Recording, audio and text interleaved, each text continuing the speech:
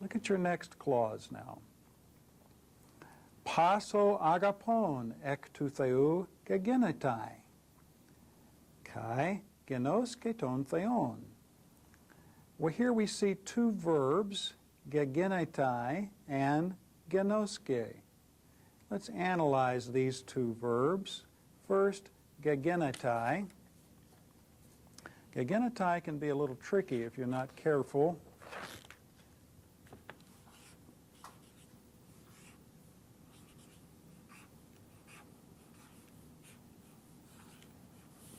Gegenetai comes from the verb genao. Genao means I give birth to, I beget.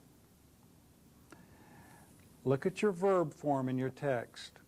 Notice that we've got reduplication out front, and that tells us perfect tense.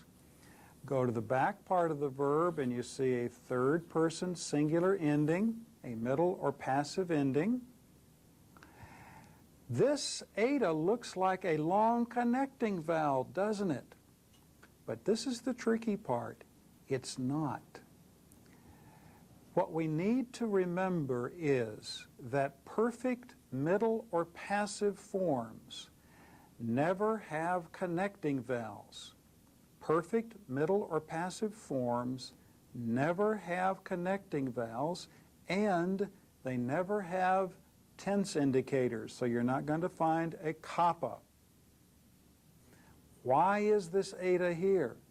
Well, notice that genao is a contract verb.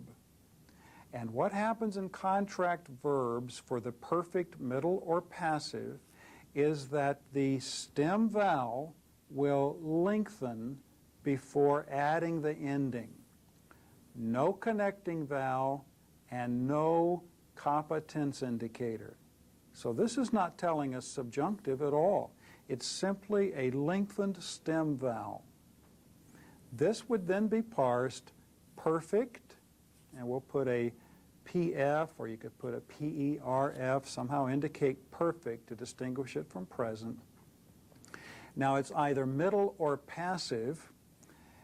It wouldn't be middle because it would be saying that somebody is birthing himself or herself, but rather it's passive, that somebody is born or has been begotten. So let's make it passive. In fact, most of the time when you see a perfect middle or passive, and you can choose between middle or passive, most of the time, if it's perfect tense, it will be passive. Perfect, passive, indicative, third singular.